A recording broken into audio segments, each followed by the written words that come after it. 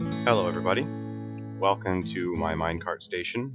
This is the 5th incarnation of it, and it is built for Minecraft version 1.6. The big difference in 1.6 is the removal of the classic Minecart booster, which until now has been the preferred method of creating a Minecart station. For those who don't know, the glitch involved two carts side by side that could quickly accelerate each other to full speed. Now, two carts beside each other have no effect on each other, and which is essentially useless. What we do have in 1.6 is the introduction of trapdoors. And combining trapdoors with powered rail, we can replace the need for those classic boosters by dropping a cart from a trapdoor onto powered rail, which sends it away on its own. The big concern for me in this version of the station was to keep it as simple as possible. In the previous version, the user could just walk up, hop in the cart, and it would automatically detect that the user was sitting in the cart and boost them down the track. Without the use of the classic booster, there's no way now to detect whether a person is actually in the cart, only whether a cart is there or not there. So I had to switch from a method that detects when the user sits in the cart to a timed method. So now when you request the cart, you have a certain amount of time before that cart is automatically launched. If you're not in it, well, then too bad, you have to request another one.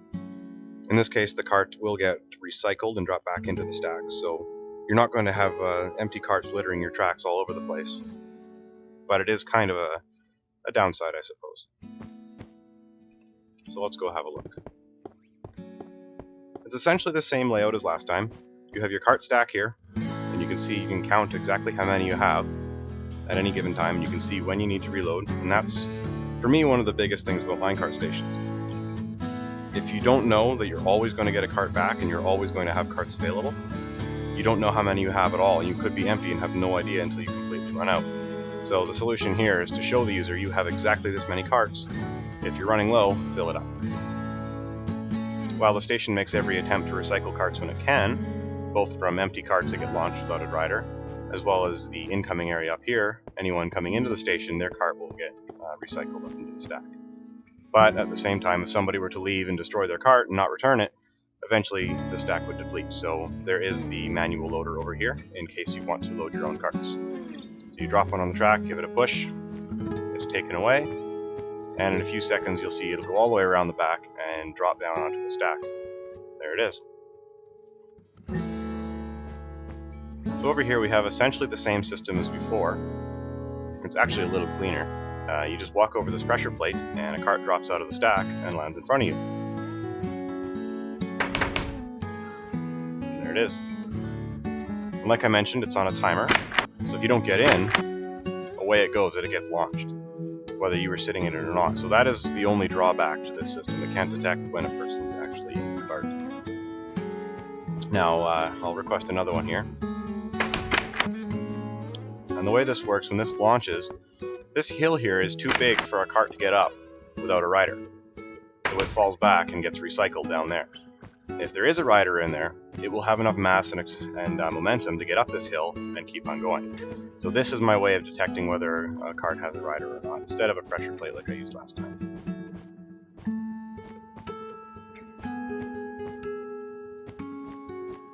So this is the destination selector here.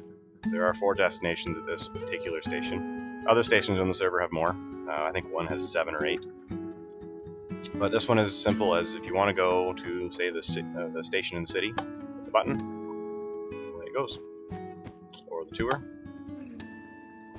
And what you'll actually see it doing is setting the tracks over here to turn. Depending which way you're going to go. This one goes out to the Tower of Sauron station, this one takes you out to the tour. Or up to this one for Diamond Station, and over here for the city. So if I switch it to the city station destination, you'll see this switch and take you that way.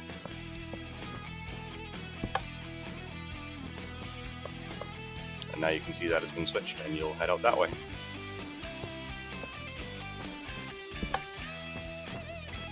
Over here was our previous method of cleaning up carts when they ran away. That's kind of useless now, I just haven't removed it.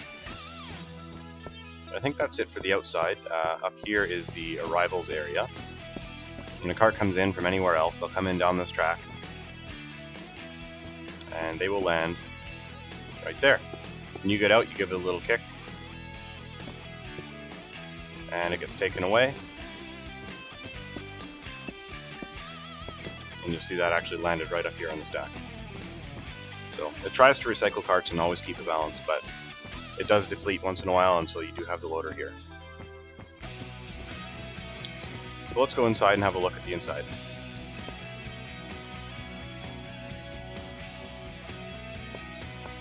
This is the inside of the station.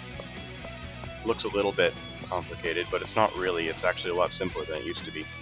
What you're looking at here are the back of the destination selector buttons, and they're all on different colored wool, so you can track them and follow them out. And there's a whole bunch of logic actually out here, down underneath the floor, and you can actually walk around there and look and follow everything and see where it goes. But it's all just logic to switch those tracks.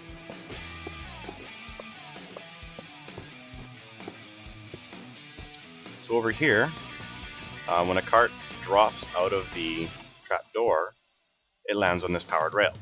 And if it's empty, it won't be able to get up this hill, and it'll roll back down and come out this way. And this takes it right back into the same place as the cart loader, where it'll go back up into the stack. So that's how carts are recycled. And you can see here's where it happens. There's the loader here. Carts come in, and this is where the recycled carts join, right along there. Carts come all the way up the back. Much simpler now. There used to be a big booster here, no longer needed. Over here as well. In the event that the stack overflows, it'll actually roll backwards this way and land in the lava. Carts will get recycled.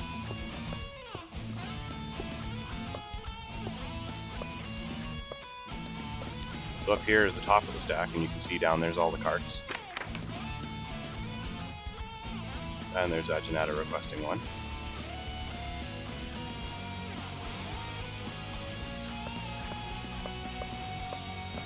This here is the track from the cart, incoming carts, and whenever a cart comes in, it'll get taken up on this track here and join right there, into the stack again. So 3 places where carts come in and land up on the stack for use. This is remnants from the old version I still haven't removed. Now here's where our logic is. This wire here comes in from the pressure plate that requests a cart.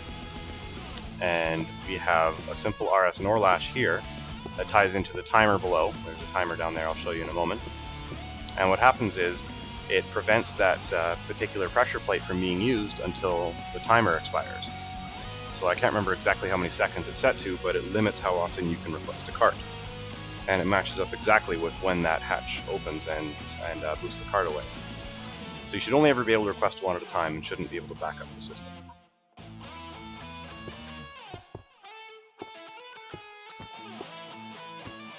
Down here is the timer, and what happens when you hit that button, this timer gets activated, and essentially just a whole bunch of diodes over and over, set to the right amount of time. And here is a fast shut circuit, so even if you're standing on the button and you never get off the freaking button, that trapdoor will open and close quickly and then stay like that. So that comes out here, and this powers the trapdoor.